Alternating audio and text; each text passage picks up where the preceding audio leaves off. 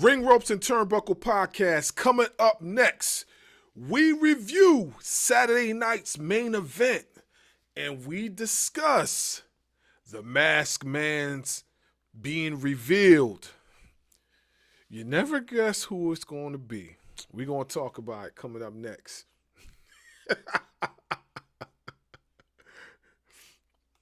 Your mindset heading into Sunday? We didn't come here to play games. We are the champions. Yeah. And nobody is taking these belts from us.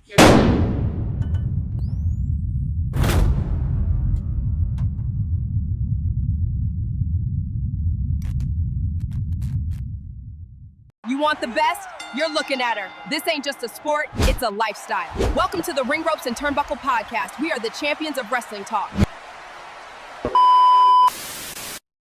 Now, here's your host for Ring Ropes and Turnbuckle podcast, the insightful S. Scott Bars, wrestling media in the dynamic salute, Darkwing Dub.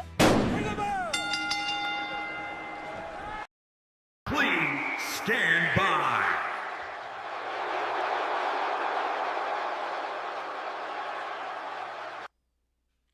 We back. Make sure you like, share, subscribe to the channel. Hit the notification bell for more content. Man, it has been a very busy weekend. But I know you got something to say. Go ahead, bro. Man, I just want to throw this out there to the peoples of the YouTubes and the Facebooks and anybody else that's going to be seeing this. If you're thinking about starting a podcast, doing YouTube videos, and it's you and another person, and that other person is in a different time zone, different state than you're in, make sure you find one that's going to have your back regardless. This dude next to me, I just want him to know that I appreciate him. He's got a brother for life in me. He may be in Jersey, I may be in Oklahoma, but you know what? I was on call this weekend. I had to miss about 90% of the show that we had on Saturday. But he held it down. And it's crazy because we both have kids. We both have wives that work overnight and stuff like that. And if need be, I hope he knows that what he did for me, I'm always ready to do the same for him if something comes up. So from me to you, bro, I appreciate you. I know you always have my back, but I don't think I've shown that appreciation yet. So I appreciate you, bro. Man, no doubt, bro. Like, that means a lot, man. You know I got your back, bro. I told you, man, we in this together. This ain't no one-man show. Man, this is a team effort, bro. Like, nothing that happens with this podcast cannot coexist if both of us are not standing as one. You feel me? And like to understand what that means, you have to be humble. You know, you can't go into the podcasting realm or any realm for that matter and not have some sort of humility and not understand the sacrifices that you're going to have to make in order for this to be successful. And we made a lot of sacrifices. We took a lot of time out to make this productive. You know what I'm saying? The presentation, like as you people have seen thus far, like we have evolved so fast because we have took the time out creatively to really make this podcast work for everybody. And we're reaping the benefits of it. There's a lot of things that are happening behind the scenes that we have not even told anybody yet. You know what I'm saying? So eventually you guys will be hearing these new announcements coming and stuff like that, but we have gotten a lot of opportunities because of that, and we're very appreciative. So, bro, man, no doubt, man, you know we brothers, man. I got you, bro. Like, this is how it should be, and this is how it's going to stay, you know? Like I said, you can't be selfish in this realm of content creating, especially when you're working with a team. You got to know everybody's strengths and weaknesses, and you gotta build to make everybody's strengths and weaknesses become strengths only. And that's what we've been doing ever since. So I'm appreciative to you too, man, because this don't work without you. So, you know what I mean? Salute. Salute. Yeah. So Now we got that out of the way. So let's talk about Saturday night's main event. yeah. And we'll get to the ending of the show. But I kind of, I don't know about you, but I kind of want to start from the beginning. So, what were your thoughts on Oba and Cody Rhodes? Oba and Cody Rhodes wasn't bad at all. It was pretty good. The match was better than what I thought it was going to be. Oba shown promise. Like, he's shown that he can hang with the big dogs. You know what I'm saying? Like, he showed a lot of qualities as a veteran. He didn't show no rookie qualities. He showed veteran qualities. And you could tell he's pretty much ahead of his time. You know what I'm saying? Just by the way he was wrestling, his timing and everything like that, knowing how to like adjust in certain situations.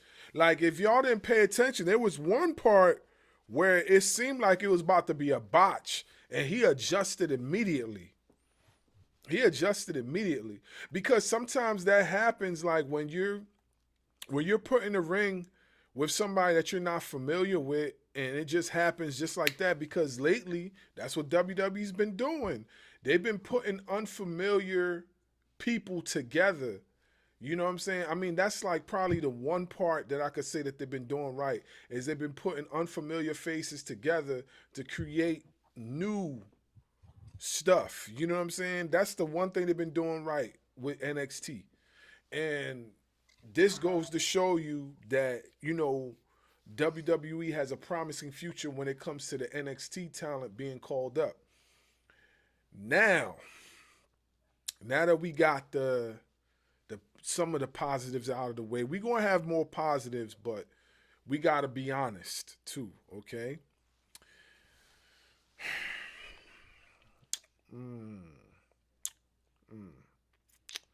Predictability.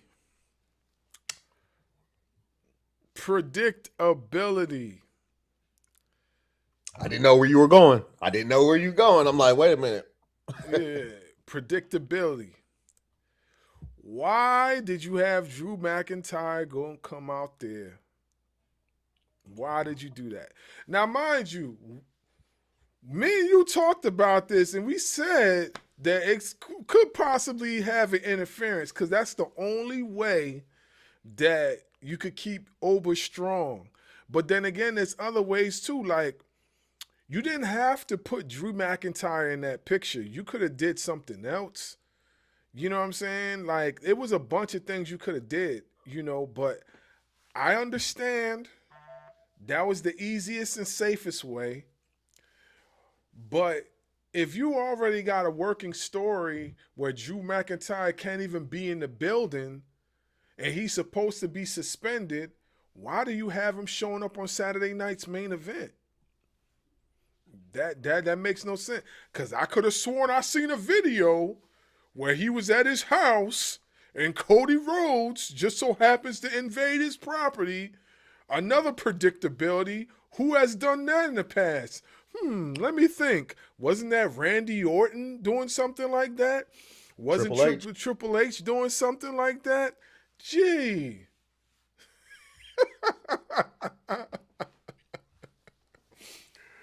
Oh man. But yeah,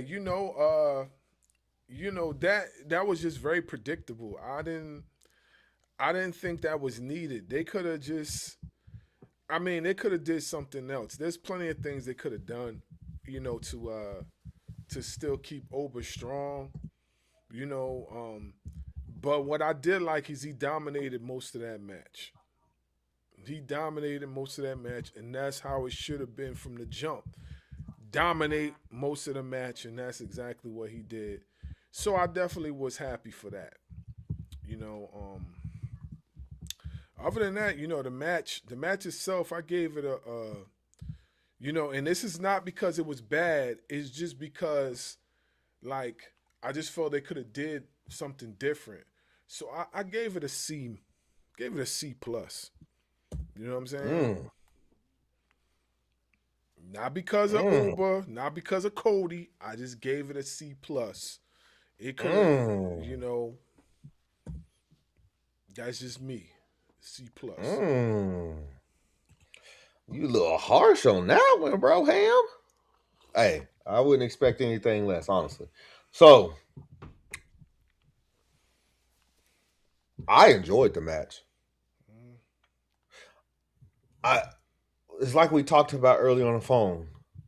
The way they made Oba, and we'll get into it later, but Sol Ruka, Javon Evans, and Leon Slater look tells me Triple H, when these guys get called up to the main, and women get called up to the main roster, you better not have no issues pushing them. None.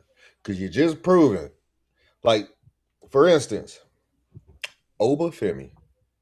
He has to be pushed like the monster that he is. The fact that Triple H and Cody Rhodes, because we know Cody Rhodes played a part in this, the fact that Triple H and Cody Rhodes booked this match to make Oba dominate.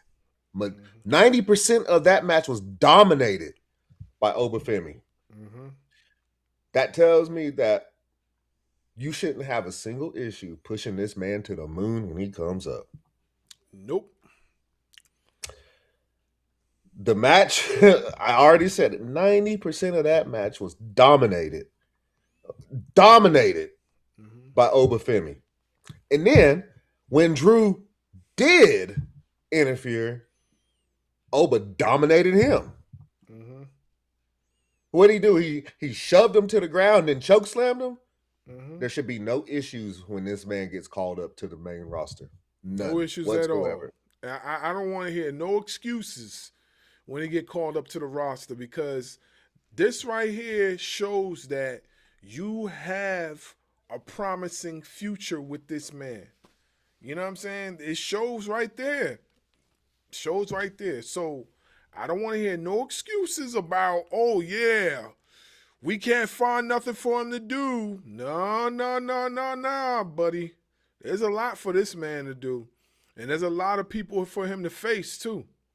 That Drew McIntyre versus Oba match is going to look real spicy in the near future. You know what I'm saying? You know Drew ain't going to forget that. He's definitely not. He definitely not. So, I really enjoyed the match. I like the fact that they let Oba dominate. They showed him, they allowed him to show the monster that he is. I'm glad that Cody Rhodes put his ego to the side for the betterment of Oba Femi. Because like I said, this match doesn't happen without Cody Rhodes' approval. We know that. We know they call Cody Rhodes the QB1, right? So this doesn't happen without the approval of Cody Rhodes. And so you got to give credit to Cody Rhodes too, to allow Oba Femi go out there. And so you talked about predictability. I agree. I mean, I think a lot of people called the fact that they're going to try to do whatever they can to keep Oba looking strong, which they did. They accomplished that, and to make sure Cody doesn't look all that bad by taking an L. They didn't want Oba to technically pin Cody. So what they do, they did what they should have. I think it was good on both ends, because you let Oba look strong, but you're continuing the storyline between Drew and Cody. And I felt like they did the right thing. If they were trying to still protect Cody, they did the right thing by not letting him get pinned, but they still kept Oba looking strong. Because like I said, he dominated 90% of that match. Any kind of offense that Cody tried to get going, Oba was like, gave him that Matumbo finger. You know what I mean? Yeah, so no. Yeah. So I didn't mind. I know you did, but I really didn't mind the finish. I really didn't. because you killed two birds with one stone. Mm-hmm. You continued the storyline. Yes, we know that Drew McIntyre was quote unquote suspended, Mm-hmm. but we've also seen other times where Drew has been suspended from the arena and him show up later on SmackDown. So I didn't think that really meant anything to him because we've seen him not give a damn before. Mm-hmm. So I didn't mind it. So I gave the match a B plus Okay. because you killed two birds with one stone. You kept the Cody and Drew storyline going while also on all facets making Obafemi look dominant, Mm-hmm. dominating Cody, and then getting the chance to dominate Drew McIntyre. Mm-hmm. I gave it a B plus. Yeah, I see your point. I see your point. I just felt with me, it just was like, man, we kind of knew that was going to happen already. Like, we kind of figured, we took a wild guess and said Drew McIntyre might interfere, and that's exactly what happened. So that's kind of like was my case as far as that. But I understand why you say that. You know what I mean? So I have no objection to that. I have no objection at all. I understand totally. Yeah, I mean, to me, it just made perfect sense. You keep Oba looking dominant and strong, and you keep Cody from technically getting pinned or taking an L by Hmm. continue on the storyline with Drew McIntyre. I Hmm. mean, yes, was it predictable? Do I agree with you on that? 1000% it was predictable. I Hmm. know you and me both called, yeah, Drew's probably going to interfere. And plus, I've seen people all over the TikTok saying the same thing. Drew's going to interfere. Was it predictable? Yes. But in this case, I think it was good for it to be predictable. Right. Yeah. That's me. No, no, no. I Mind you, understand. everybody, this is my opinion. My opinion is my opinion. His opinion, his opinion. If we seem to agree, we seem to agree. But you know what I mean? I think it was a good way to be predictable. Hmm. Nah, it makes sense totally. Like I don't not disagree with it. It's just in my sense, I was like, man, it was a little bit too predictable for me. I wanted to be wrong, and I wanted something else to happen. Surprise me. But yeah, man, it like I said, it wasn't a bad match at all. It wasn't a bad match. Yeah. So next we had mind you, everybody, there was only 4 matches on this show. Okay. Mm-hmm. So next match was Bailey and Sol Ruka. Mm. Go for it. Yo, the match was good. It was really good.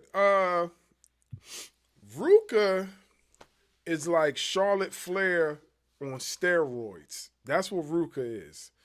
And she could do everything Charlotte Flair does times 10.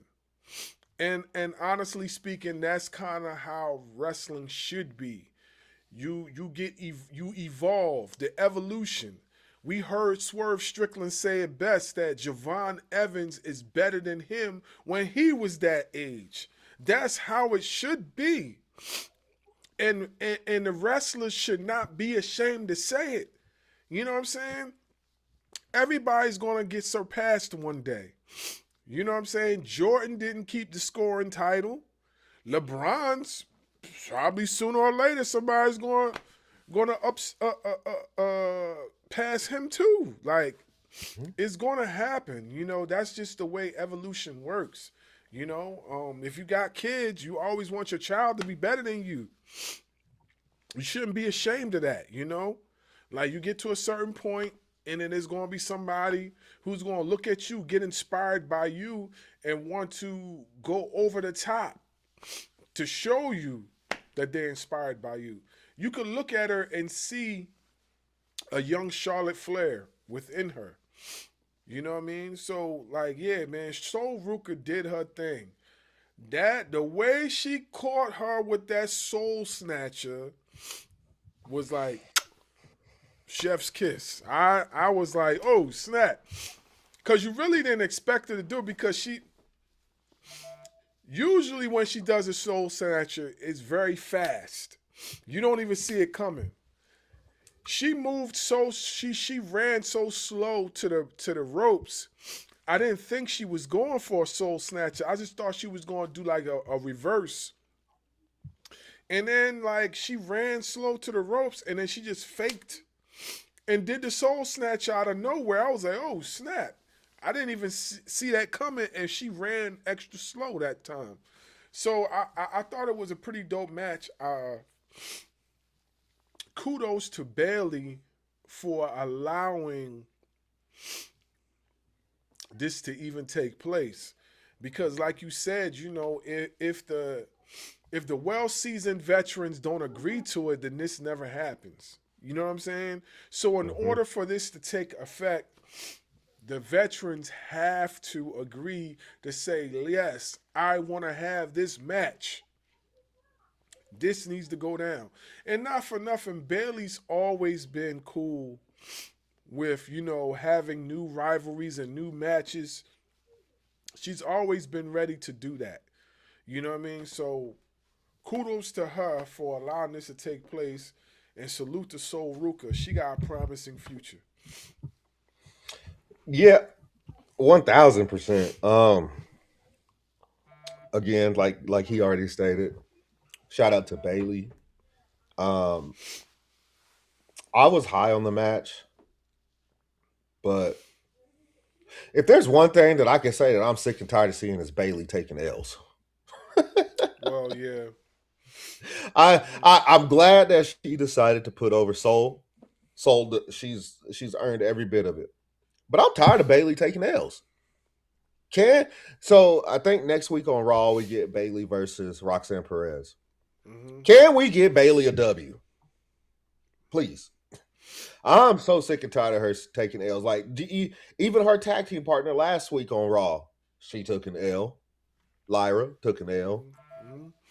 So we gotta stop this. And Yeah. then they're gonna be shocked if Bailey ends up in AEW with her best friend. Just saying. Just throw that out there real quick.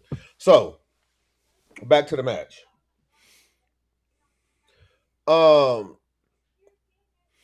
Kudos to everybody. Because honestly, I thought, just like we had with Oba and Cody and Drew, continuing storyline, I thought they were going to find a way for Zarya to get involved in the Sol Ruka match with Bailey. Because they kind of been back and forth at it these days between Zarya and Sol. You know, they teasing that split. So I thought something was going to play out and we didn't get that. So again, there's some of that predictability. In this case, it wasn't predictable because I thought Zarya was going to get involved somehow, and she didn't. That's cool. She let Sol have her moment. What I would like to know is how much longer is Sol going to be able to continue to perform the Soul Snatcher? It's an excellent move. It is phenomenal.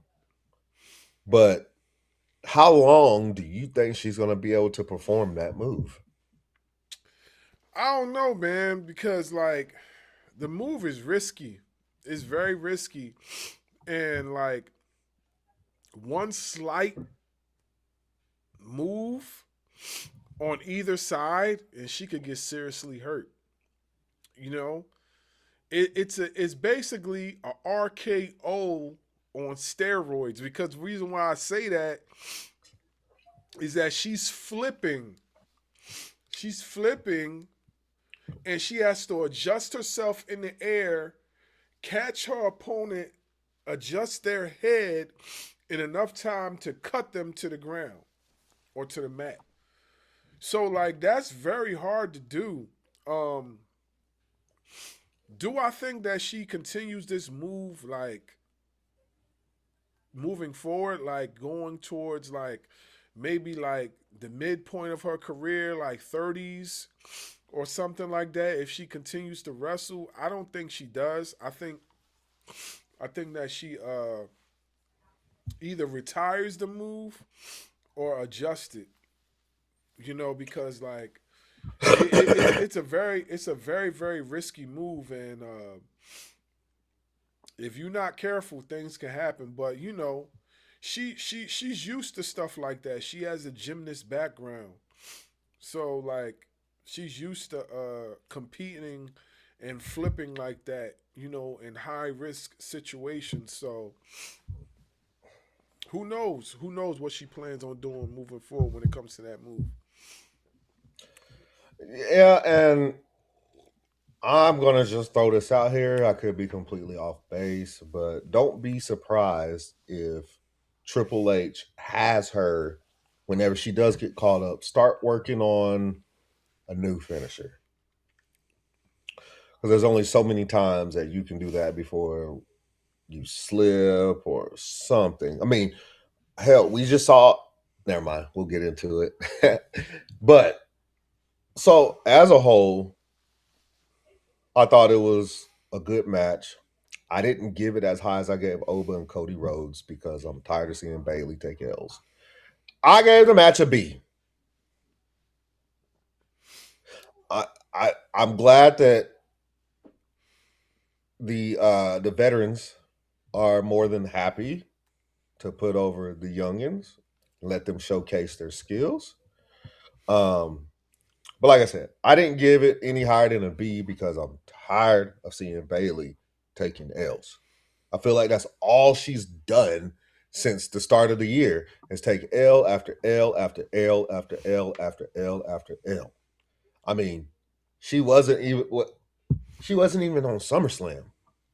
Yeah, that's a good point. That's a good point. I mean, and it was made a big deal to the point that people thought that she was just going to leave. Mm-hmm. So I hope 2026 turns around for her and she stops taking L's. But as of right now, I'm tired of taking L's, so I gave the match a B. As a matter of fact, now that the more I think, I'm giving it a B minus. B minus. Justice for Bailey. That's all I got. I mean, I can't argue with that. I gave it a B as well.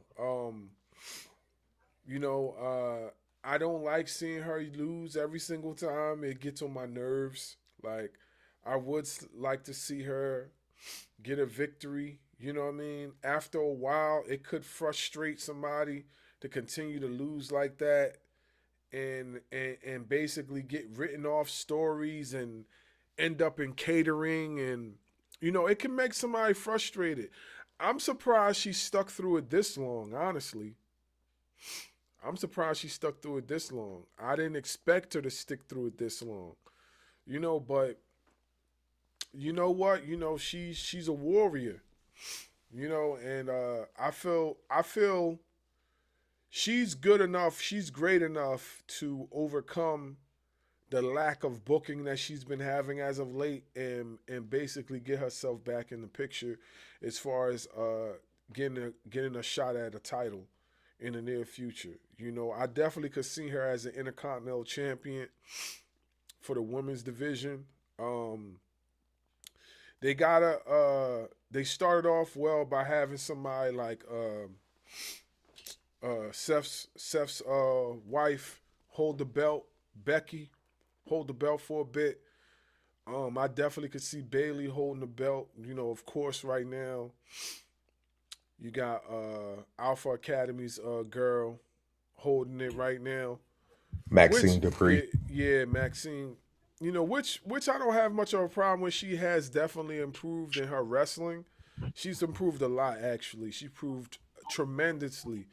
And she had a pretty good match tonight, too. You know what I'm saying? I ain't saying it was 5 stars or nothing, but you definitely could see the improvement in the work that she's been putting in, and the whole story behind her training with Natalia, which eventually they're probably going to see Natalia debut her new character, and I want to see how Maxine Dupree fits into that equation. But yeah, getting back to what I was saying, I give the match Bailey versus Sol Ruka a B. Nothing wrong with that. Like I said, I just rated it lower because I think it has less to do with what I saw in the ring and more to do with Triple H having her take L's. Mm-hmm. L's. It's one thing if she had been winning more all year long, but she hasn't. I mean, to the point to where she missed like one of the bigger shows of the year. She I did. mean, was she even part of the Evolution show? I can't remember. Damn, I forgot, man. That's bad because, damn, I don't even remember if she was. You might have to look that up, man, because I don't even remember, man. If anybody remembers in the comment section, man, give a comment and let us know. But I don't remember if she was, you know, like I know Yeah, she was. she She was. was. Okay, okay, Yeah, all right. it was a triple threat match: Bailey, Becky, and Lyra for the women's intercontinental title. Okay, Okay, all right. Yeah. So so with that being said, that's the only reason why. I think it was more to do with her taking her L's in the actual match. The actual match was good. It's just I'm tired of seeing Bailey take L's, especially with them yams. Um,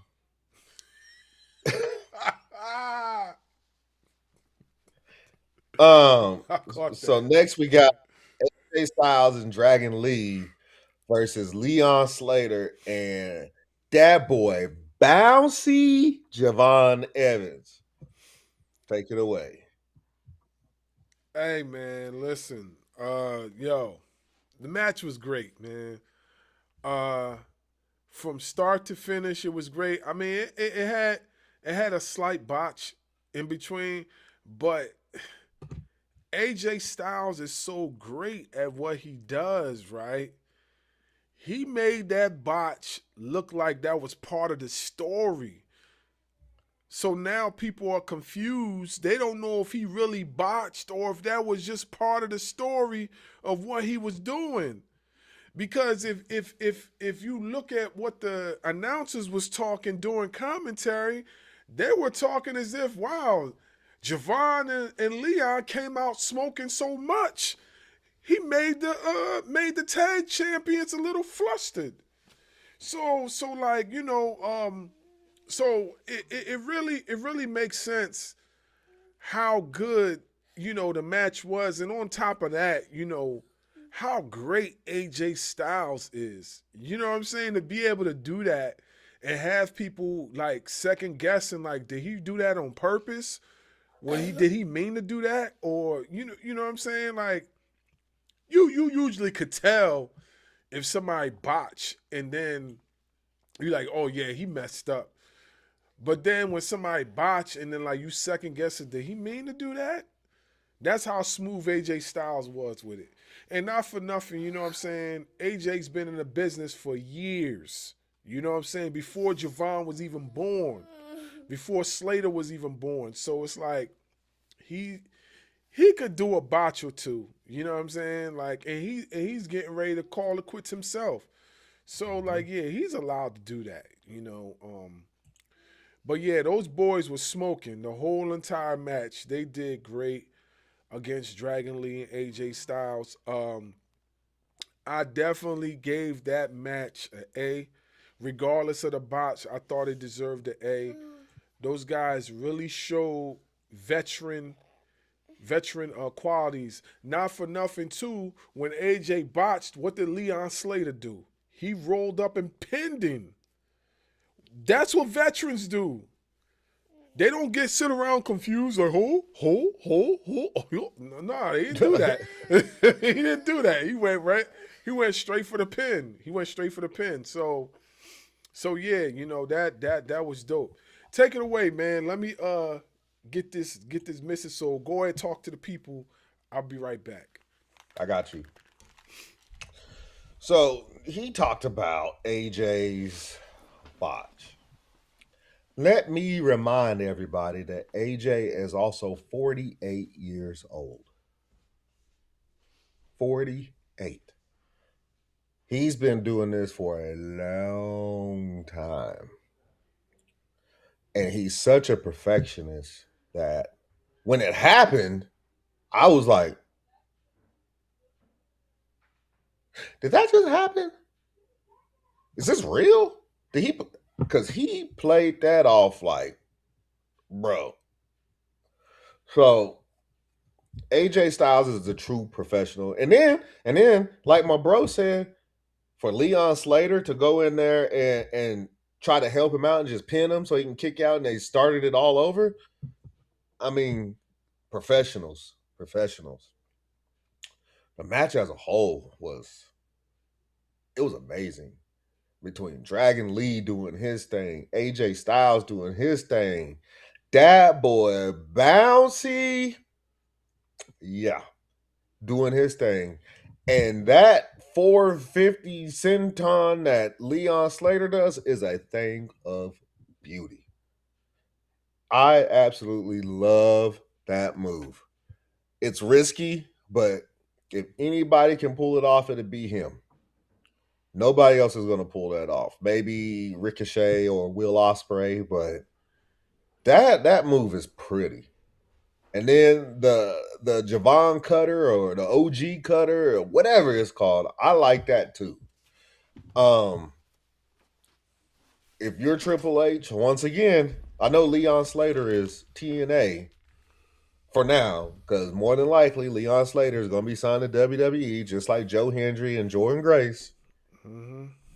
But them two are another ones. Like, bro, when they come up to the main roster, there better not be any excuse as to what they do. And as a matter of fact, it was announced tonight on Monday Night Rizzle that Javon Evans is going to have a match on Raw against one of the Grande Americanos, who we all know is Pete Dunne. We know it's Pete Dunne. We're not stupid. Basically. Yeah, we know it's Pete Dunne. It looks just like him. Like, bro, you're not hiding anything. One is Pete Dunne. The other one is Ludwig Kaiser. And the other one is Pete Dunne's tag team partner. I can't remember his name at the moment. But anyways, there better not be any excuse to push them. Yeah. And I think AJ, even though Dragon Lee and AJ, and let's not forget something real quick before I forget. Dragon Lee is just as impressive as Leon Slater and Javon Evans. Mm-hmm. And I think WWE did right by Dragon Lee by teaming him up with AJ Styles. Because I think AJ Styles it's rubbing off on the people to appreciate guys like Dragon Lee. Mm-hmm. Especially for people that didn't really get to see Dragon Lee over in AEW when he was there. Mm-hmm. People are like, who's this guy? And they put him with, they started off by trying to have him with the LWO. I don't think people really cared about the LWO, which is the reason why you don't see the LWO anymore. Mm-hmm. And then number two, putting him with AJ Styles, I think helps him a lot. You're giving him more of a spotlight because everybody in the world knows who AJ Styles is. Mm-hmm. Now everybody's going to be wondering, like, who's this masked man tagging with AJ Styles? Mm-hmm. The phenomenal AJ Styles. Right.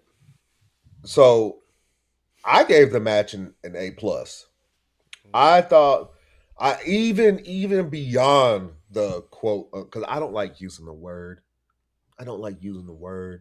But even beyond the quote unquote botch, which AJ, like I said before, when my boy had to walk off here, AJ and Leon Slater made it look like it was something that was supposed to happen. Because as soon as it happened, Leon Slater goes in for the pin, mm-hmm.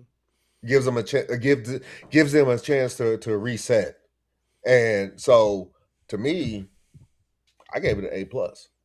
Mm-hmm. Yeah, like I said, man, that match was pretty good.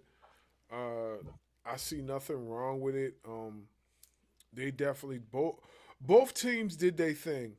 Like the way I see it, even though AJ and Dragon Lee won the match, both of them were winners at the end of the day. That was one of the better matches of the night for me, anyway. Yeah, to me, it was the best match of the night. Mm-hmm. That's why I gave it an A+. Mm-hmm. It was the best match of the night. Mm-hmm. All right.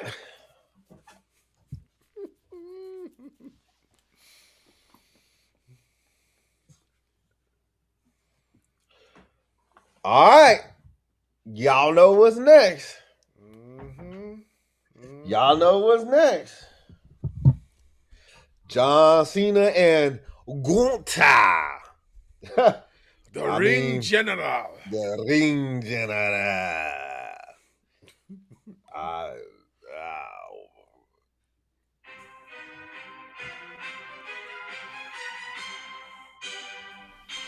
What he do? He put his hands behind his back.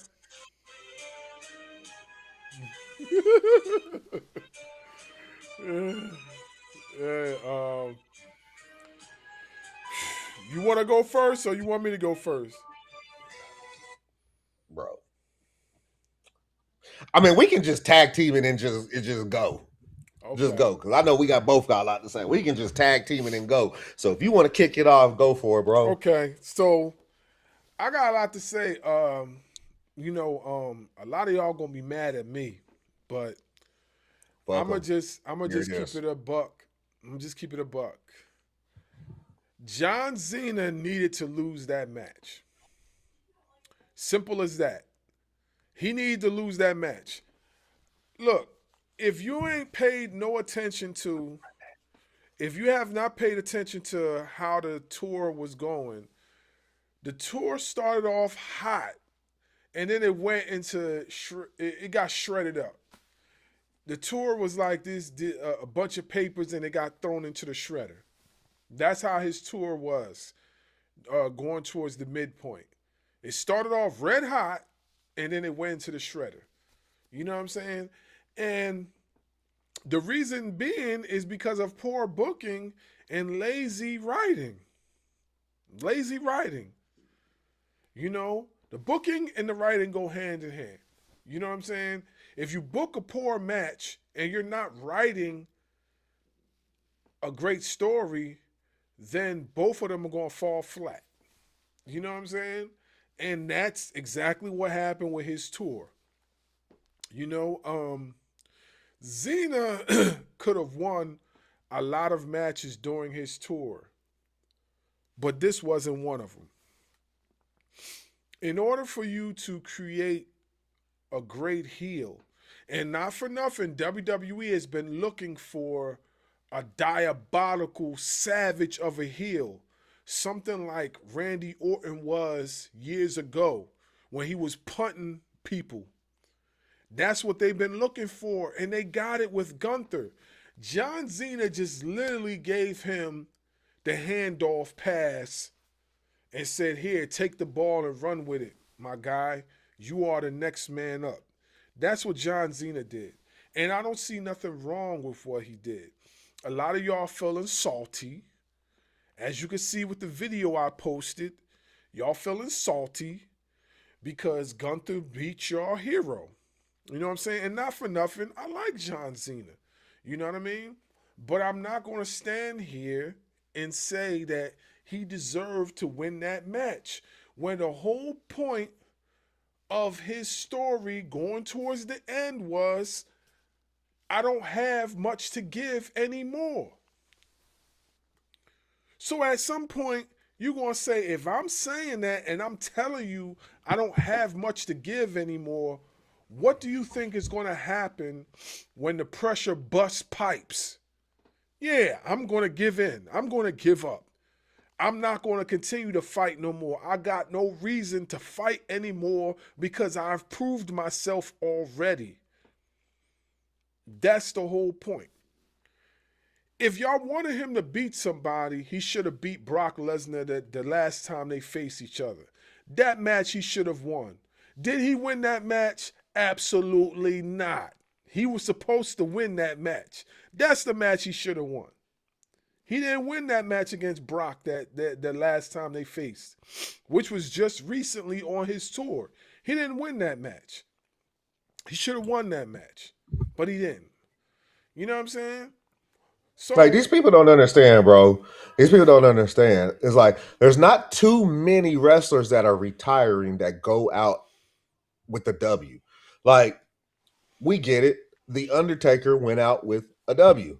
He beat AJ Styles to in the Boneyard match.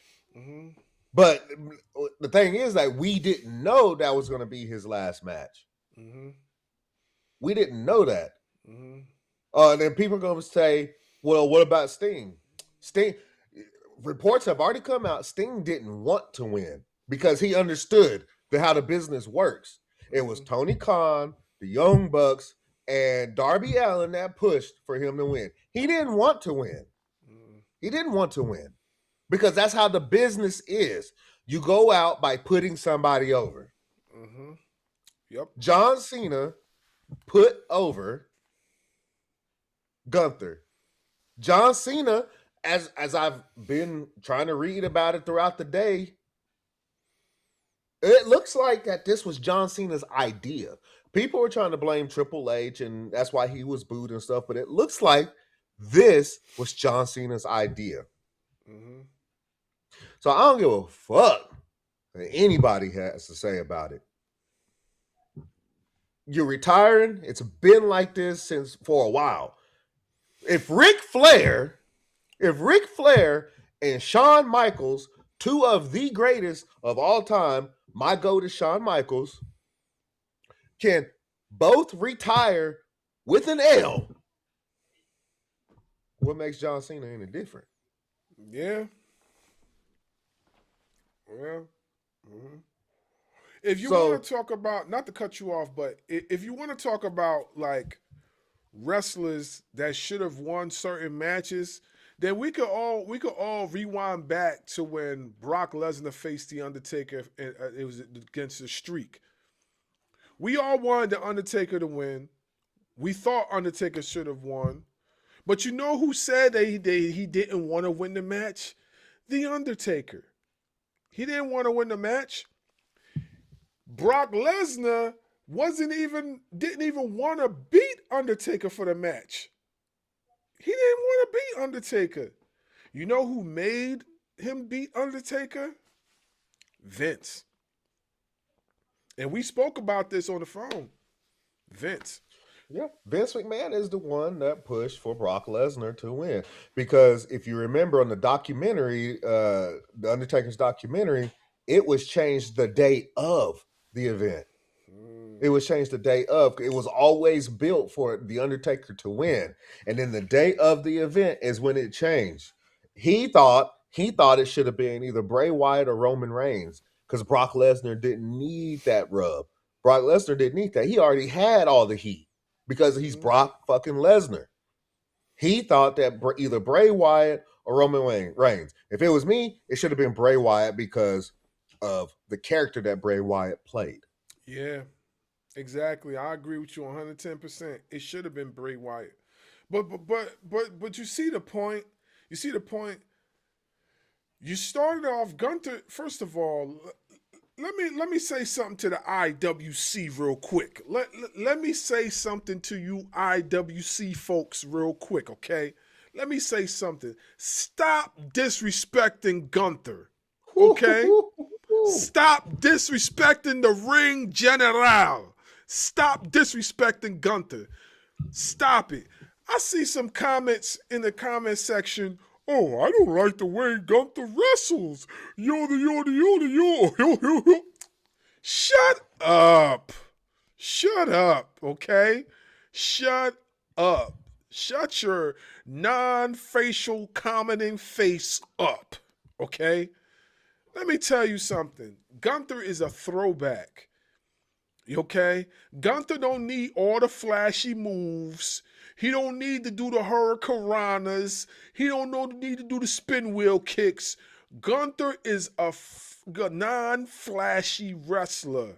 He's a grizzled wrestler. That's why he's called the Ring General.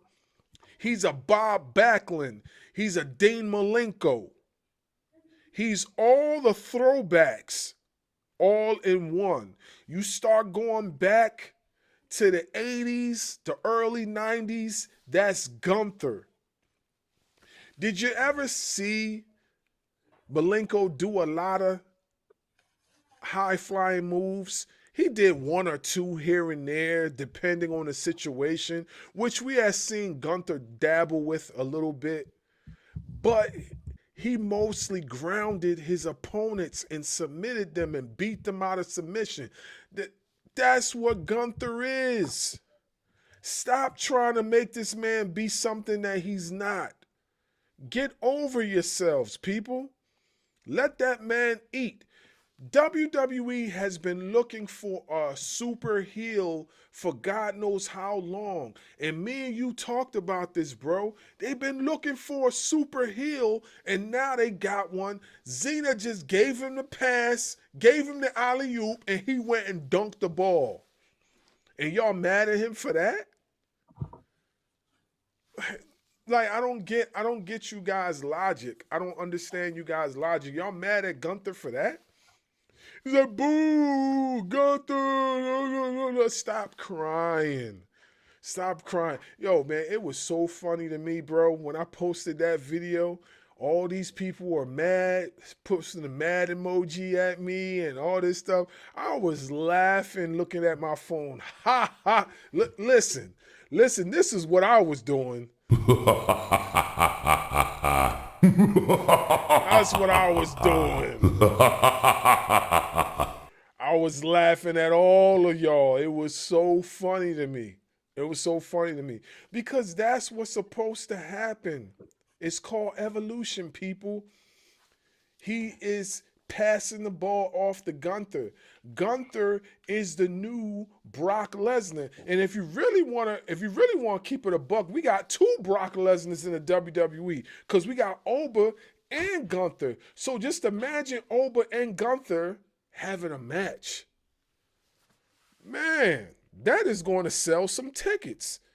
And you know what's high on WWE right now? Money. So how do you make money? You got to create new stars. How do you create new stars? You book them to be diabolical. What did we see tonight with these monsters? Oba destroying Cody Rhodes. Gunther destroying John Cena. That's how you do it. You understand? So stop crying. Stop crying. Get over yourselves. Man, I don't care. Let them cry. Let them cry. Ain't nothing but a bunch of big babies. Big ass babies. Like, my 5-year-old son is better than y'all. Like, man, get the fuck out of here. Y'all keep crying. Keep crying. Because guess what? A lot of y'all's favorites were better as heels anyway. Roman Reigns, better as a heel. Mm-hmm. Jimmy Uso, better as a heel. Mm-hmm. LA Knight, I think he would be a damn good heel, even though I think he's overrated. What? I think LA Knight would be a damn good heel. Yeah, if y'all never seen his heel work in TNA, go back and watch LA Knight's heel work. Dummy, yeah, dummy. Go go watch his heel work in TNA. Yeah, he's definitely a great heel, you know? Yeah.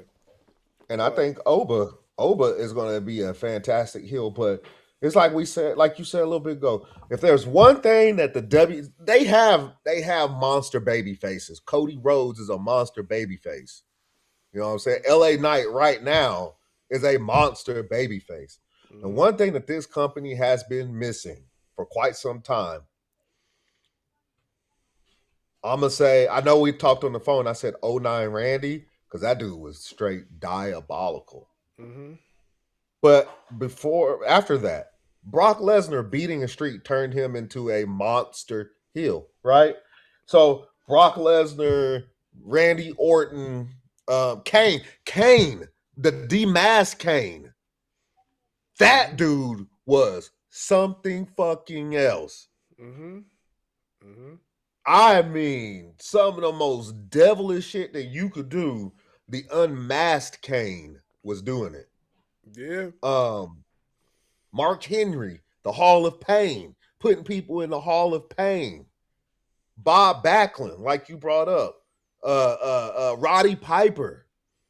This company has been missing a massive heel. Mm-hmm.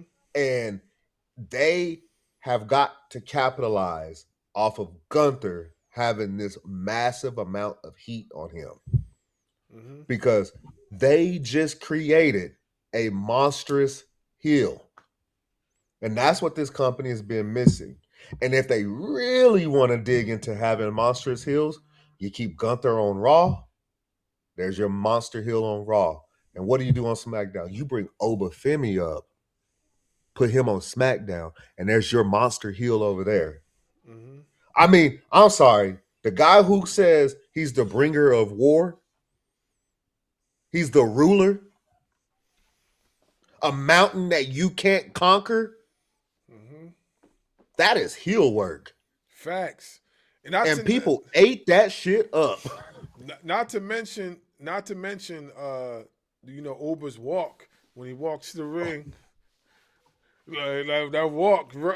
Hey, bro, that walk is fire, bro. I'm gonna do that. Absolutely. I'm gonna do that when I go to work tomorrow. I'm gonna step into my office. I'm gonna be like this. You gotta have the music playing on your phone as you're walking in. Yeah, right. Start playing the music and walk. Yeah, I mean, man. but seriously though, all that stuff that Oba says, that is heel work. Mm-hmm. The walk, the strut, whatever y'all want to call it, that is heel work. Gunther laughing in people's faces. You see that kid going after him? Right. The video of that little kid going after him? That is straight heel work. Yeah, that was hilarious to me. All those people was crying, their faces like, oh man. Let them cry, bro. That was hilarious to me. And, like, and not to cut you off, I'm gonna say this and then I'm done. Like, you people are funny to me because just a cup of coffee ago, you people were so mad at John Cena. You couldn't stand John Cena being on your television. You wanted John Cena off the air.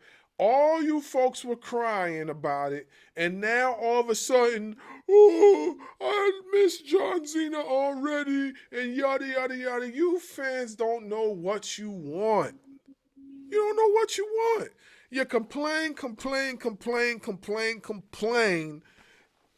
You get what you want finally, and all of a sudden now you're upset.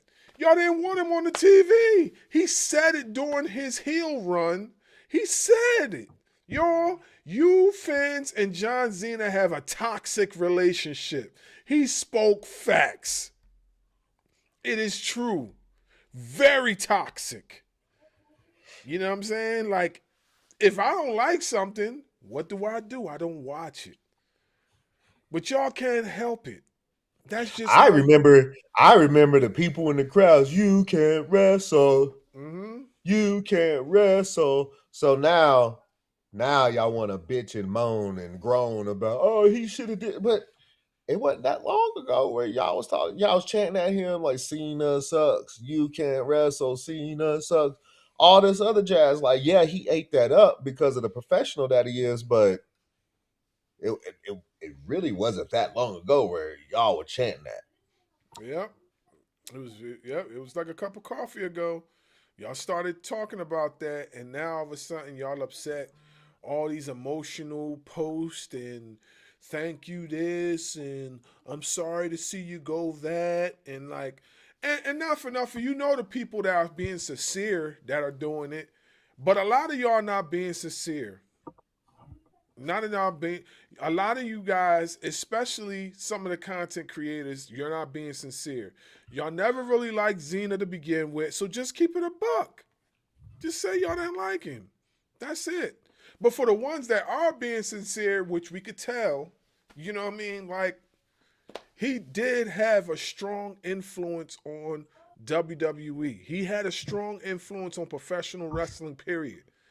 You know what I'm saying? He was this modern day's Hulk Hogan. That's what he was. I'll take it a step further. I think he was bigger than Hulk Hogan. Well, yeah. If you saying it like that, he was bigger. He was bigger than Hulk Hogan. If you saying it like that, you know, because there's a lot of milestones that Cena had accomplished that Hogan had yet to fulfill. You know, and not for nothing, he didn't wrestle way into his you know, like he didn't wrestle way past his prime. Like he wrestled to a certain point and then he called it quits. You know what I'm saying? Like, he didn't wrestle way past his prime. Hogan, we seen Hogan in the ring until he was like almost past his 60s. You know what I'm saying? One of the matches that I vaguely remember him in was when he was in TNA. He made a comeback in TNA and had that crazy of a match with Mick Foley. You know what I'm saying? Bloody of a match with Mick Foley. Then he went on the indies with some indie promotion and had a match with Ric Flair. And both of them were past their prime. Well past their prime, because Ric Flair wasn't that long ago where Ric Flair was still wrestling. I want to say about a year or two ago, he was still trying to get in the ring. Yeah. You know? I think a lot of wrestlers today aren't wanting to push it to where, like, the Undertaker done had double hip surgery because, quite honestly, he should have retired after the streak was broken. He never really moved the same. No, he didn't. Hulk Hogan, Ric Flair, guys like that, like, they were still getting in the ring in their 60s and 70s, and you're starting to see, like, Roman Reigns said he's in his late 30s. He's saying that he only has a couple more years left.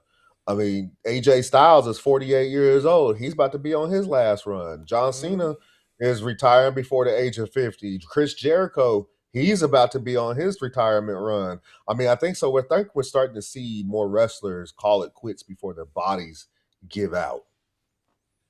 It's the smartest thing to do. Like, why wait?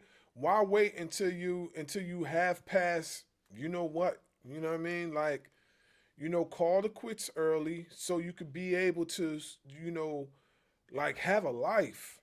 You don't want to be in crutches. You don't want to be in a wheelchair. Like, so many wrestlers, like, are suffering because of this gladiator sport. And they're giving their bodies away to us fans. Like, so I think it's best when they say they calling the quits, allow them to call the quits. Allow them to go out into the sunset. Allow them to go out with their shield. Don't And here's the thing. criticize it. Not to cut you off, and here's the thing. A lot of them aren't actually really going away.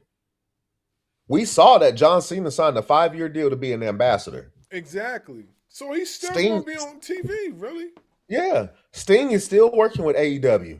Undertaker, we know he's still working with WWE.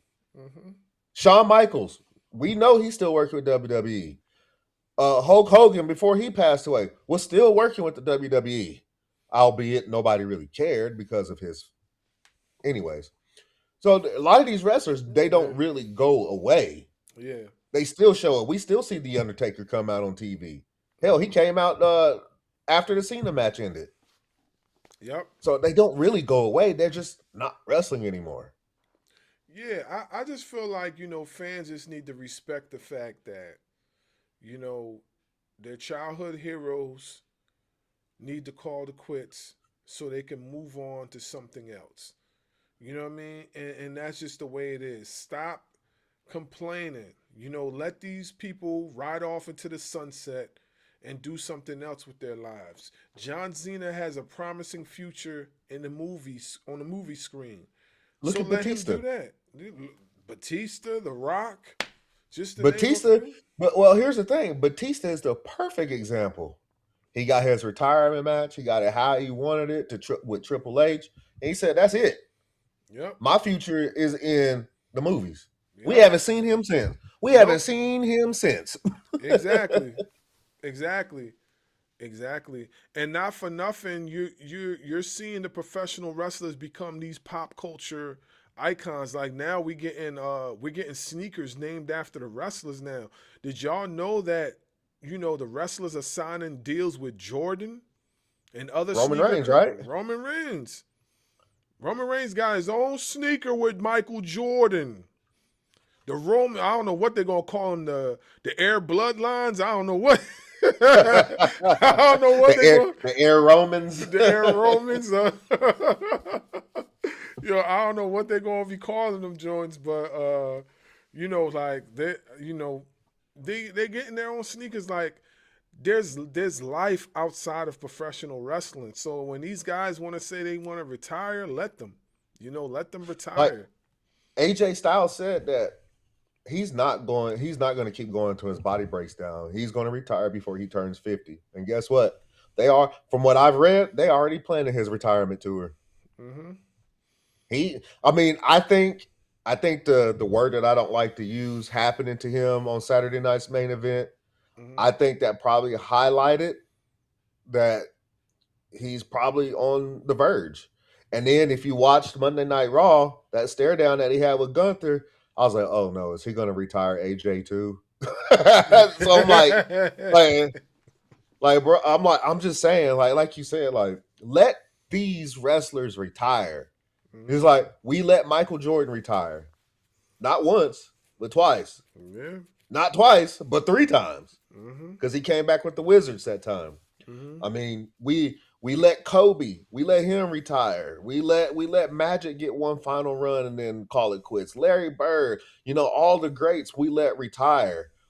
We let Barry Sanders retire in the middle of his prime. In the middle of his prime, Barry Sanders retired. Yeah. And he knew that if he'd have kept on going, he could have broke Walter Payton's record and Emmitt Smith wouldn't have had it. Mm-hmm. But he was like, no, I don't want my body to break down. Calvin Johnson is another one that retired in the middle of his prime. Mm-hmm. Calvin Johnson. I'm just saying, like, we have all these other athletes out here that either retire in the middle of their prime or when they felt like it was time to give it up, they quit. They gave it up. They retired, and nobody batted an eye at them. But for whatever reason, professional wrestling is different. Why? Why is professional wrestling looked at differently? Why? Because we're so used to seeing the Hulk Hogans and the Ric Flairs and the Kevin Nashes and the Scott Halls and the Stings and the Undertakers wrestle well into their 50s and 60s that nobody else, that these wrestlers today can't evolve? No, they are fucking allowed to evolve. If they say it's number one, it's their fucking bodies. So if they want to retire, they have every right to do so. And who am I as a fan to say, no, you can't retire? Like, Yeah. that ain't my body. I'm not the one out there putting my body on the line day in and day out to entertain people. Yeah. So all I'm saying is, if John Cena, AJ Styles, Chris Jericho, Batista, The Undertaker, whoever wants to retire, fucking let them fucking retire. Because we do that with every other fucking athlete on this country. Guess what? When Leo Messi's ready to retire, I bet y'all ain't gonna bat an eye. Mm-hmm. When Cristiano Ronaldo is ready to retire, I bet you ain't gonna bat an eye. But for whatever reason, wrestlers are looked at differently. I don't get it. Yeah, I can never understand it, man. Like, it's just people are just weird, man. Like, I rather see my favorite wrestlers, favorite athletes, whatever, go out on their shield and and just retire at their own will. Not because somebody told them to, it's because they know it's time to. You understand? I hate seeing guys come out of retirement or continue to press on when they can't perform anymore. We see this all the time.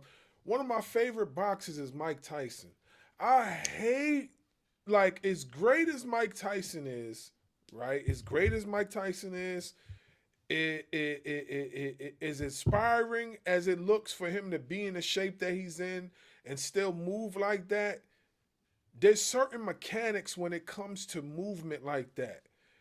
He might be able to move faster than some of the most average people in his age bracket, but if you put him in there with a young lion who is hungry and boxing, no matter his skill set, he might be able to get a few taps in, but eventually Father Time's going to catch up and he's going to gas.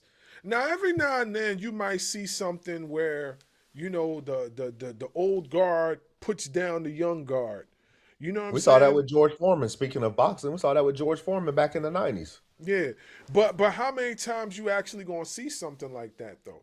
You know what I'm saying? Foreman was just a different animal. And I'm not saying Tyson couldn't do that himself. I'm just saying, like, when you look at stuff like that. It's not something that happens every day. You get what I'm saying? You don't see that every day. You see it once in a blue moon, and that's it. You know what I mean? It shows you how tough and grizzled a lot of these guys are when it comes to their sport.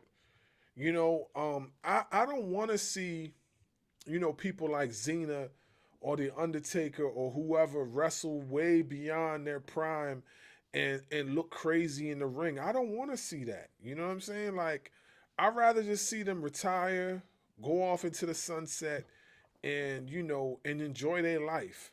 You know, how many wrestlers we've seen because they continue to wrestle, and when they finally stop, is because not because they decided to stop, it's because their body stopped them. You know what I'm saying? Mark Calloway. Prime example. So yeah, I don't want to see nothing like that. I'd rather see him go out in a blaze of glory. Because regardless of what y'all say, I think that was a perfect way for him to go out. That was him passing the torch to Gunther. And not for nothing, Gunther, the way they had booked Gunther towards the ending part of this year was terrible.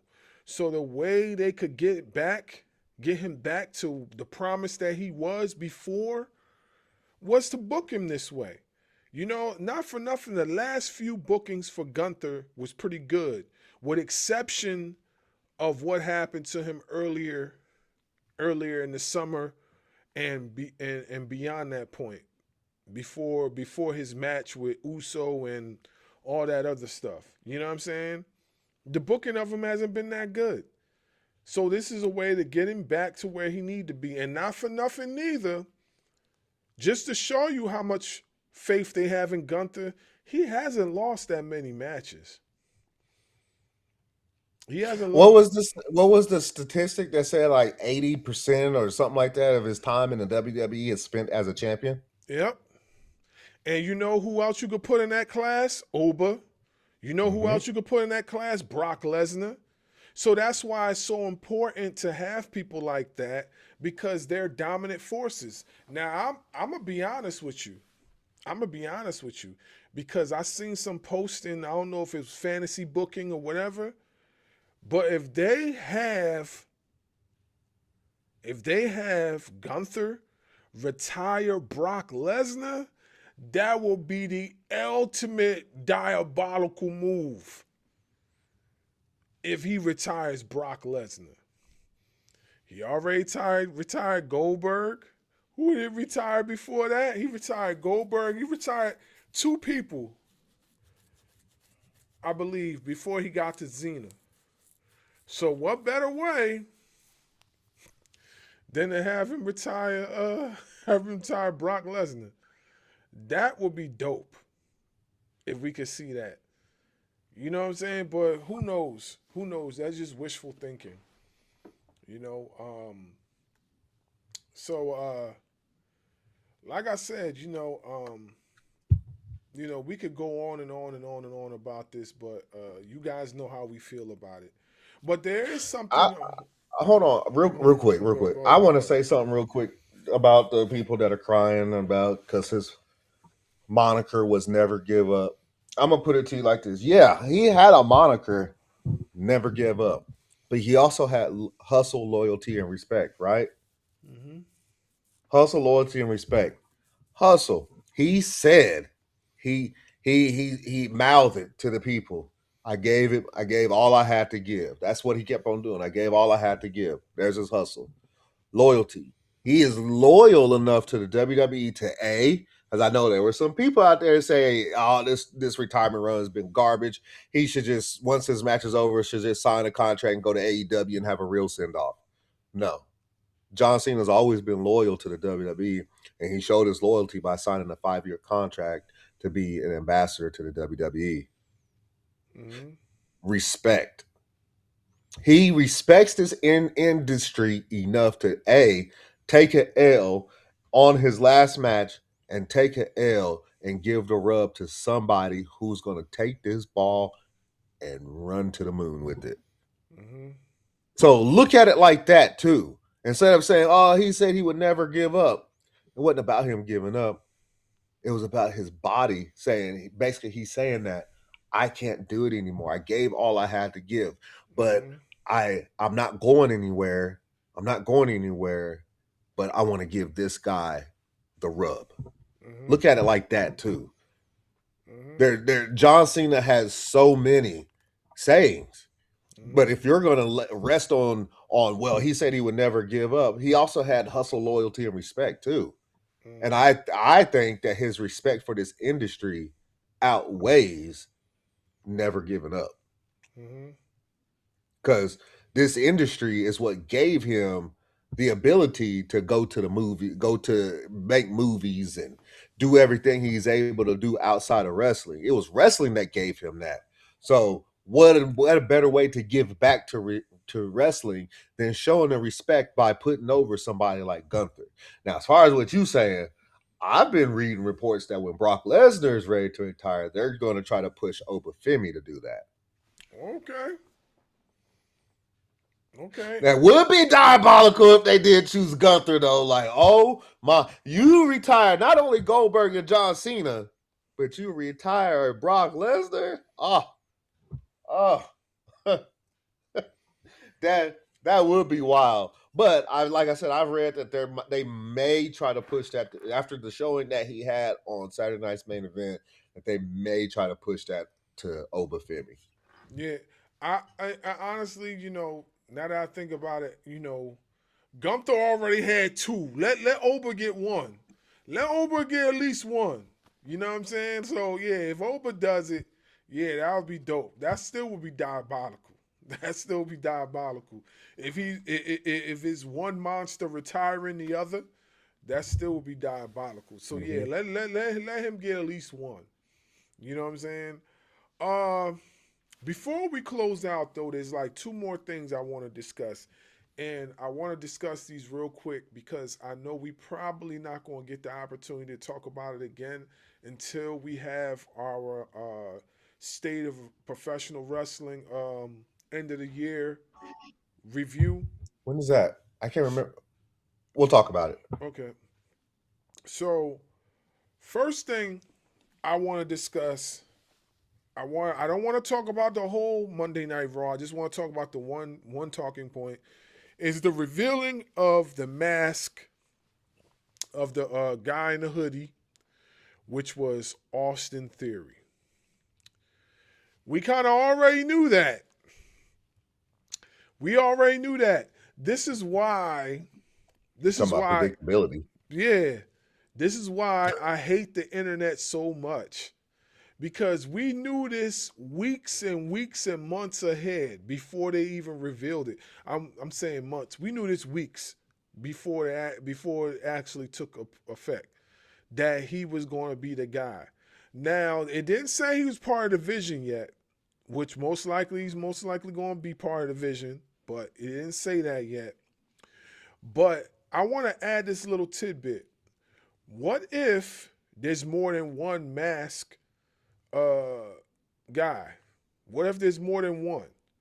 Because if you go back, there's been we all said it was Theory, but there's been some adjustments. If you really look at it, all of them didn't look like Theory. And how many times we've seen this man do? What, 3 times? Possibly 3 times during certain parts of WWE showing. So not all of them look like Theory. Some of them look like somebody else. Now that just could be me, and I could be wrong, but some of them look like somebody else. Go ahead. Somebody actually, I forgot where I saw it at, but somebody did a close up of one of them, and it was a black individual.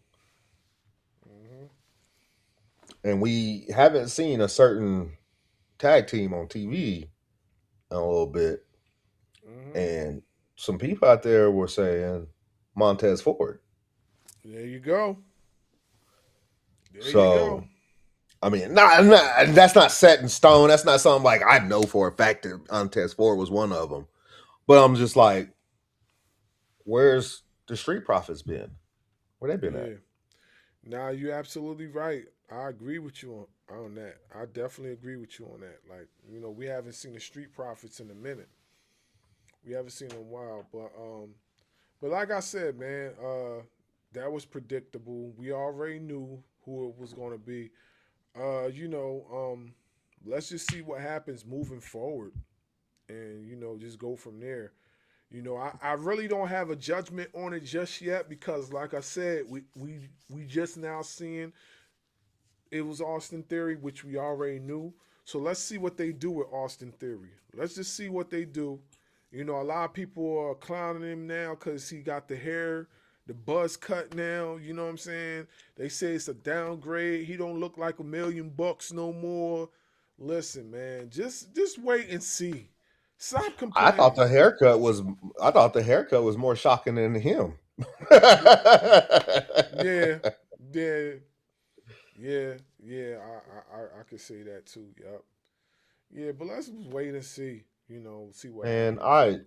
I wasn't at all shocked by this. Like, this is more predictability from the creative team, whether if it's Triple H or whoever decided to put this together. It was just more predictability. It's kind of like we was talking about earlier in the show with Drew McIntyre interfering in the Oba and Cody match. It was predictable. Uh, Hmm. you know, I was listening to shout out to Chris from #Heels for Life podcast. If y'all not following them, follow them on the YouTubes but there was somebody on his show on the Cookout last week. Maybe it was Friday, and they called Triple H Triple Safe. yo, yo, that's wild. Triple safe. Triple Safe because he does everything. He plays so safely with everything. Hmm. Everything is done so safely. Like, imagine if he'd have took a chance instead of it being Austin Theory. Turns out it was Montez Ford or Angelo Dawkins. Hmm. Like, take a chance. Like, if there's one thing that we could say about Tony Khan, the dude would take chances. Yeah, he definitely does. He does take a lot of chances. The dude would take chances. Triple H, I agree with the person that said that. Triple safe. Everything is so safe with Triple H, which in turn makes the product safe, which in turn makes it boring Yep. because it's so fucking predictable. Yeah. I couldn't. Imagine this. Imagine this. Cody Rhodes and Oba Femi match. Imagine this. Instead of it, Drew McIntyre, they had Ricky Saints. Because we know Ricky and Cody are friends. Hmm. And then Ricky wants the belt back from Oba. So instead of it, Drew McIntyre, it's Ricky Saints. Hmm. Something that's not predictable. Yeah, exactly. Yeah, I agree with that 1,000%. I wish I was on that live with you that day because that is 1,000% facts. He Triple has been safe. triple safe this whole entire time. He has been, and not for nothing. I'm gonna be honest with you. A lot of the boos that he was getting, like it's deserved. I don't care how okay main event was. The rest of the year was not okay. You had like how many events you had that was actually good this year? You know what I'm saying? One. I'll say That 1.5. one and a I'll give him a half. I'll give SummerSlam a half. well, that's not good. That's not good. And think about it. The one good PLE they had, it was ran by the women. Yep. Yeah. So like it was deserved. Like he's been become very very lazy with with his stories and everything like that. He's become very lazy. Like he's become too comfortable. He's become to the point like how in the beginning everybody was liking what he was doing, and then And as he was soon doing as good. yeah, and then as soon as he started messing up, it was like it was like a shock to everybody. Like they couldn't believe it. You know what I'm saying? He gotten too comfortable. He got too comfortable. He didn't want to shake things up a bit. So he got too comfortable. Now he's feeling the effects of that. That's just what it is. 2020. We'll get into it with our state of professional wrestling coming up in a week or two. I don't remember the exact day. We'll talk about it. We'll promote it when that time comes. But 2025 has been our favorite two phrases: toilet water, dumpster juice, Turkey for the gravy. WWE, turkey gravy, chitlin water. It's been bad. Yeah, it's been real It's bad. been bad. We'll get into that on our state of professional wrestling to end the year because we have a lot of stuff that we're going to talk about from the beginning of the podcast all the way up through talking about WWE and AEW and where we'll get into all that. We'll promote it and everything. But yeah, this 2025. I mean, there's nowhere really to go but up from here for 2026 and beyond for Triple H. But will it happen? I don't know. But I give. We say that we'll call the shit down the middle, whether if it's AEW, WTNA, whatever. We're gonna call the shit down the middle. I will say this. This has been the best Saturday night's main event since it started back up. This one has been the best one. Yeah, it's been the better To me. one for sure. It's been the better one for sure. As a whole, I give the show an A-. You being generous. Just this show. Not all of them as a whole, just this show. Because it showcased the young talents.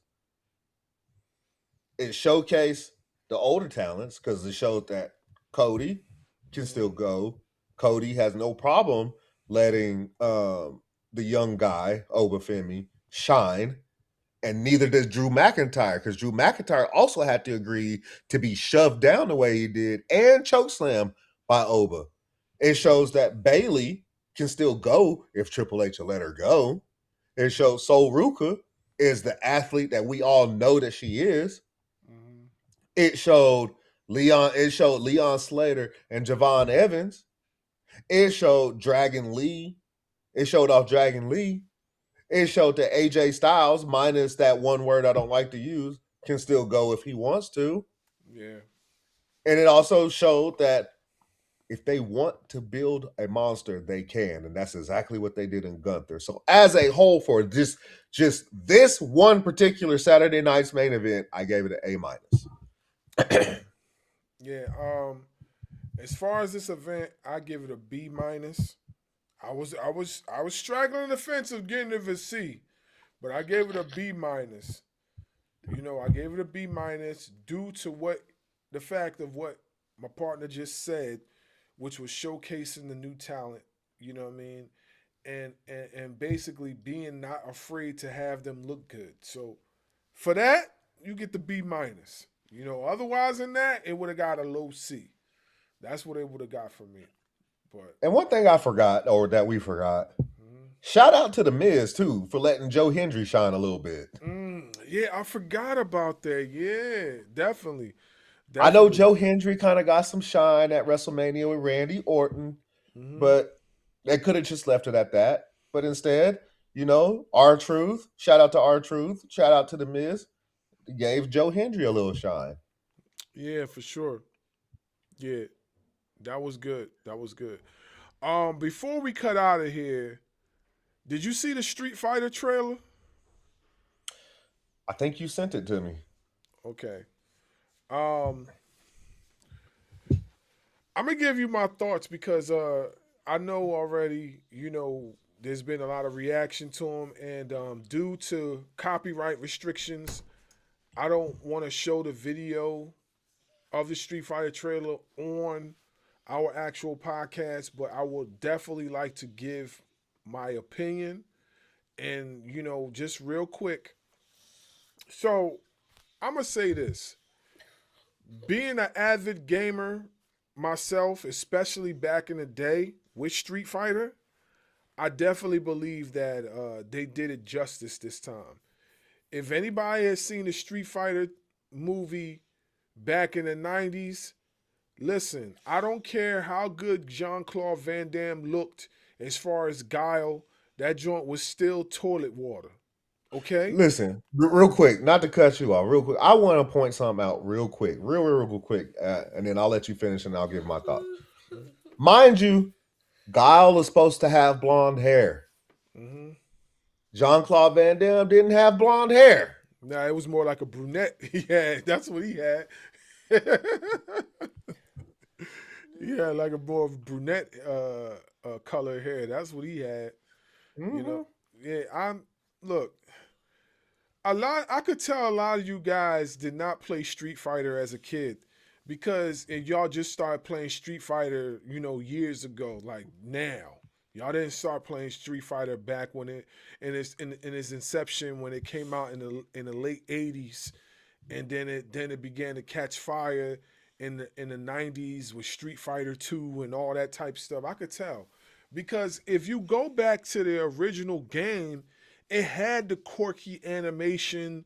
It had the little funny comical stuff in the background with the dude on a bike on Chung-Li's level with the chicken. The chicken was jumping around. Yeah, remember that? Like, and with when you was on the level with Burlock, and he's in a casino, and then you got the dude in the background, which I believe one of the comedians is playing that same guy, in the background with the bullhorn talking or whatever. Like, Street Fighter had that stuff in there, and that's how I can tell like you guys are not Street Fighter fans, because if you paid attention, you could tell that this is what they were trying to capture with this movie. The other movie, the one in the 90s, had none of that stuff in it. They had very little. Come on, man. Like, let's be for real. The characters that were depicted in this movie back in the 90s, that some of them looked the part, but they did not like physically look the part. They might have looked the part in the face, but physically, the guy that played Burlock, with all due respect, he did not. Burlock was a big dude. You know what I'm saying? Burlock was a muscular guy. Burlock, I do not remember Burlock being a TV camera guy, news camera guy. I don't remember Burlock doing that. I remember Burlock being an underboss for Bison. If you read his story in the comic book, you know that he was an underboss for M. Bison. And then to further that, originally Burlock's name was supposed to be Bison. You know what I'm saying? Like the bull, Bison. That's originally what his name was supposed to be. You know what I'm saying? You're talking about Balrog, right? Balrog, yeah. He's supposed to be Bison. The boxer. Yeah, cause he moves like a bull. You know what I mean? That was originally supposed to be his name. Then they switched it. You know what I'm saying? And also you could tell like they depicted him after Mike Tyson. You know what I mean? Now it would have been cool if they got Mike Tyson to do it, but Mike Tyson, I don't think he would have been able to do it back at that time. Yeah, I don't think he'd have been able to do it, but this is what I'm talking about. You know what I'm saying? And then like, you want to talk about the other, I could go on and on. You know what I mean? They did a lot of wrong in the movie back in the 90s, and they're trying to make it right now. You know what I mean? Come on now. T-Hawk, I don't remember T-Hawk being in the army with Guile, okay? I don't remember Guile having a relationship with Chung-Li. Y'all put all this stuff in there that did not belong. Last time I remember, Chung-Li was the love interest of Ryu. It was either Ryu or Ken. Never knew that Guile had a love interest for Chung-Li. Maybe somewhere else in the universe he did, but I never knew that. You know what I'm saying? And Chun-Li has always been E Honda's daughter. He was E Honda's daughter? For real? I believe so. I believe that Chun-Li is supposed to be E Honda's daughter. I don't know. I don't know. I don't know about that one. I don't know about that one, but it could be. I'm gonna look it up real quick. Okay, you could be right, but I don't know. But But there's so many things that were wrong with the movie. Now, some of the action scenes was pretty good. The one casting that I could say was pretty good, with the Cammy. dude Cammy was pretty good. Raul Julia Yeah. playing Bison was pretty good. DJ, I tell you, I want to fix something real quick. Chun-Li is not E Honda's daughter. oh, okay, all right, yeah. So DJ, I don't remember DJ being part of Bison's entourage. You know what I'm saying? Like all this stuff that you guys were adding on to it, it didn't belong. It was just Hollywood trying to put their little sprinkles in there. You know what I'm saying? I don't remember Ken and Ryu being smugglers of weapons and all this other stuff just to try to get money. I don't remember that neither. So it's like y'all adding stuff that didn't belong. So don't get mad when somebody else takes the story and try to actually do it right. Huh? Because if I'm not mistaken, the one in the 90s, they had Zangief as M. Bison's like as understudy. Am I right? If I Nah, remember, he was part of Chung Lee's news team. He was Zangief No, not Zangief. Zangief. You right. in the 90s. Zangief. I was thinking E Honda. Zangief was part of Bison. That's what I thought. That's what they had him as in the movies. Now, was he originally a part of Bison's team? I don't know. I don't recall him being a part of that. I do know he was a wrestler. That they got that right. I don't remember DJ being a part of it neither. I don't remember Dao Sim being a scientist. The dude didn't even look like Dao Sim. Come on, folks. Are you kidding me? I don't remember this guy Charlie becoming Blanca. I thought Charlie and Blanca were two different people. Now I could be wrong, and they probably could have got that right, but you could probably look that up. Like, you know what I mean? Was Charlie and Blanca the same person? You know what I'm saying? Because that could be right. I'm just not 100% sure on that. No, Charlie and Blanca are separate characters in the main Street Fighter game. Okay, exactly. So y'all had dude playing Charlie turn into Blanca. That never happened. You know what I'm saying? So for y'all to go try to compare the two and say that the 90s one was better, y'all obviously wasn't fans of the game and y'all didn't follow the story. I've watched every single Street Fighter animation that came out, even the American version. So I know the story. You know what I'm saying? Like, it just wasn't right. You know what I'm saying? They didn't showcase none of the stuff that they should have showcased. Now, mind you, as a gamer, the Street Fighter movie video game, I thought it was okay. I didn't think it was that bad. I thought it was okay. You know, all because of the fact they had Jean-Claude Van Damme in there. I thought it was pretty cool. But other than that, it just, what they got going on right now is a lot better. And I think the casting is a lot better too. You know what I mean? Does Cody Rhodes look crazy as Guile? Yes. But that's what makes it cool. That's what makes it funny. You know what I mean? Guile with the hairstyle, that's what he was supposed to have in the first place. So how can And it y'all fits Cody Rhodes too. And I say that because Cody already has the blonde hair. He already walks around with the blonde hair. Yeah, exactly. You know, like back in the 90s, Jean-Claude Van Damme did not have the blonde hair. So it didn't really fit him as Guile. Nope, not Guile is known for the blonde hair. Mm-hmm. And being it, you know, he takes a comb through it, and then once he takes a comb through it, it just fluffs out like a flat top. That's Guile. Jean-Claude Van Damme was not Guile. Yep. So real quick before we go, I wanted to give my take on it just real quick. Number one, I will say this: for it being the 90s. Was that movie okay? Yeah, for it being the 90s. technology is a lot different these days. 2020, you put that movie from the 90s in 2025, it's going to flop. Yep.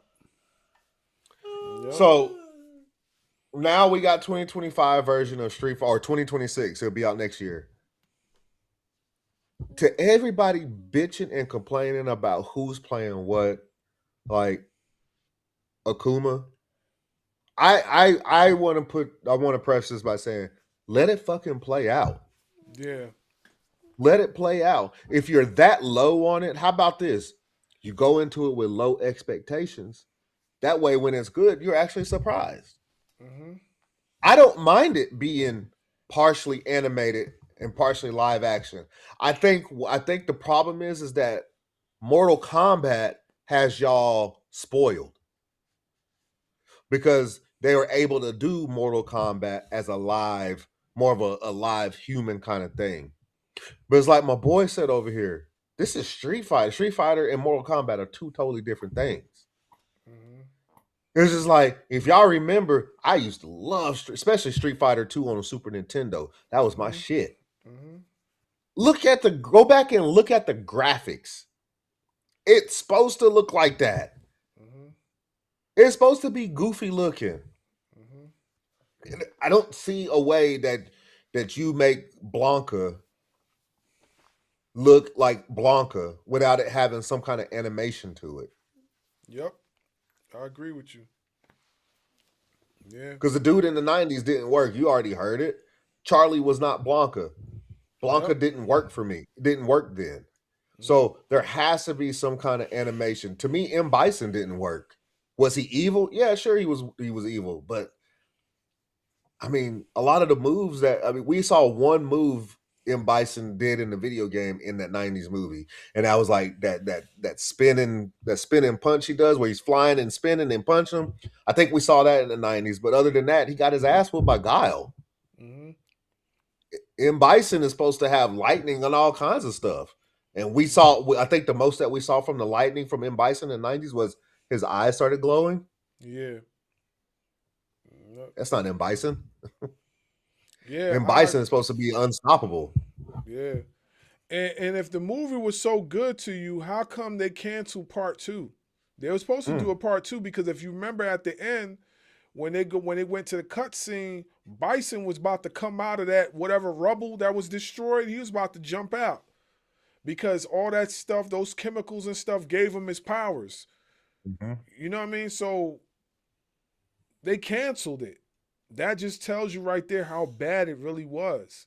You know And what I'm just to saying? prove a point, tonight on my way, when I get into bed to lay down, I typically like to watch TV. I like to watch a TV show or something.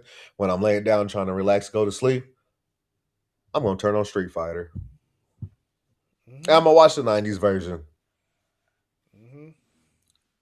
And just to see if I remember, because that's what I did when they remade Mortal Kombat. I went back and rewatched the first one and Annihilation, and then I watched this one. Let me tell y'all something. The original Mortal Kombat and Annihilation was good for that time. You put, just like I said with Street Fighter, if you put those two movies to 2025 or 2024 when it came out, it will flop. Because it worked for that time. I'm gonna be honest with you. I didn't even like Annihilation. I thought Mortal Kombat 1 was pretty good. The first one, you know. But even with that, I felt it was a little off, just a little bit, but it wasn't that bad though. It wasn't that bad. But They did a Annihilation, better job of depicting the characters in Mortal Kombat than they did in Street Fighter. yeah, that's the one thing I definitely can say. They definitely did that. They definitely did that. You know, they definitely depicted the characters a lot better. Um, the new Mortal Kombat looks dope, and the one before that was good too. So, and I seen the new one, the last one they did in the theaters, and I thought that was really good. So, Okay, I know this we're supposed to be talking about Street Fighter, but at the end of the last Mortal Kombat, they were going to, if I remember correctly, they were going to reintroduce Johnny Cage, right? yeah, they were there at a cut scene. They said something about Cage, Johnny Cage or whatever like that. They did say that Because So at first, not to cut you off, but at first, I thought the guy that was playing the MMA guy was going to be Johnny Cage, but he wasn't. He just so I don't even know if they just added him to the movie. So because I tried to find out if he was part of the video game, I didn't see nothing.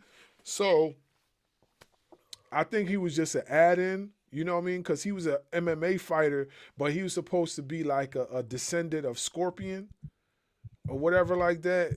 If I'm not mistaken, that's what he was, a descendant of Scorpion. So, you know, I didn't even know that there was even a descendant of Scorpion. I know there was different versions of Scorpion, and like there were different versions of Sub-Zero. You know what I mean? Like yeah, The Sub-Zero in Mortal Kombat 3 is actually the first Sub-Zero's brother, the one without the mask, and he got the blue under his eye or whatever. That's actually Sub-Zero's brother. You know what I'm saying? It's not the original Sub-Zero.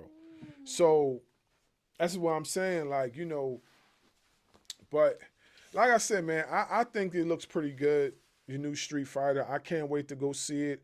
I'm actually going to take the kids to go see it because they like Street Fighter. So when it comes out, I'm going to go see it with them. So I'm waiting for it.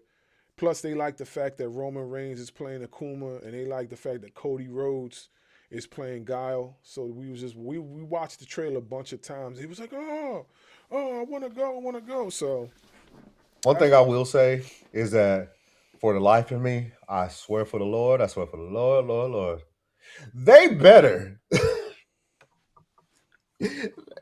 bro, they better remove Cody Rhodes' lisp. yo, they could do AI with that. If I hear this dude start talking as Guile and I hear that list, I'm gonna lose my life. I'm gonna lose it. I'm going to lose it. Like all this AI shit, all this other shit going on, this technology, and you couldn't remove the man's lisp. Come on, man. Nah, they could do AI with that. They got him. Oh, they better. They better. They got him. You know what I mean? But yeah, you know, it looks really good. My opinion. They added the elements of the game. They got the car in there. They did a lot of things in this movie that they didn't do in the last one. They got Volkanovski playing Joe, and a lot That's of y'all don't right. even know. A lot of y'all don't know who Joe is. Joe is the guy that in the intro when the video game comes on, it's like dun dun dun dun, and then he punches the dude. That's Joe. So that's Volkanovski. He's playing that guy. That's the first time I actually seen him in the game. Now I heard that there's a code where you can have him in the game on one of the Street Fighters. I don't know which one. There's a code where you could add him in the game as a selectable character. But for all I know, he's never been a selectable character in the game. He's always just been the guy that was in the intro. But that's the guy he's playing. You know what I'm saying? And then the comedian dude, not the guy that's playing Dan, not the guy that's playing Dan, but the other comedian dude, he's playing the guy that's on the casino level with Burlog, and the guy that has the horn and he's walking back and forth. This is how I know that you guys don't pay attention. If you look at the characters, you could tell who they're playing. As soon as I seen him and with the bullhorn, I was like, yeah, he's playing the dude that's the announcer guy. That when it goes to that casino level, it'll be like doo, doo, doo, doo, doo, doo, doo, doo, doo. And then they had a dude walking back and forth with the bullhorn and the cheerleaders be in the background, like, and everybody be watching the fight. He's playing that guy. So to me, they're doing it justice. You know what I mean? So just give it a chance. Let's just see what happens. You know, that's how I feel. Yeah. I'm with you, bro. I'm with you on that. Just give it a chance. If you're so upset about it, this is what you can do. Go in, low expectations, and then if it ends up good, you'll be surprised. Mm-hmm. That's the way I see it. Exactly. That's how I feel. You know. Well, with that being said, you know, it was a great review. As usual. We will be seeing y'all in of course, we're going to be dropping content and reels, but we'll be seeing you guys again in probably a couple of days with the end of the State of Professional Wrestling 2025 end-off, review. We're going to talk about everything that's been going on this year. We're going to talk about a lot of things that's coming up for us and moving forward. So I believe that's next, right? Or do we got something else coming up before that? I just want to make sure. I know we're supposed to have John Jimmy on Friday, but he has never confirmed a time. But I wanted to reach out to him anyway because the wife wants to do some family time on Friday, the 19th, and go look at Christmas lights and stuff. So I may have to reach out to him and see if he's okay with that. And then Alpha Zoe was supposed to be Monday the 29th.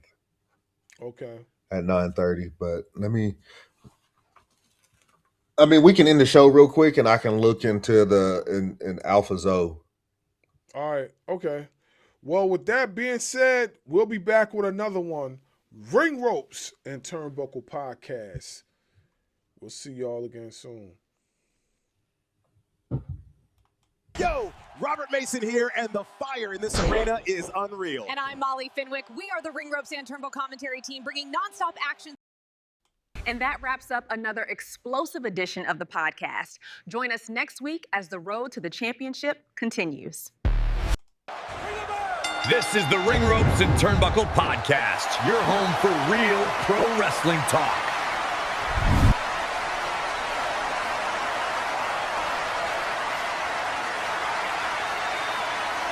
Make sure you hit that subscribe button. Yeah, we the champs. Thanks for listening. We gone.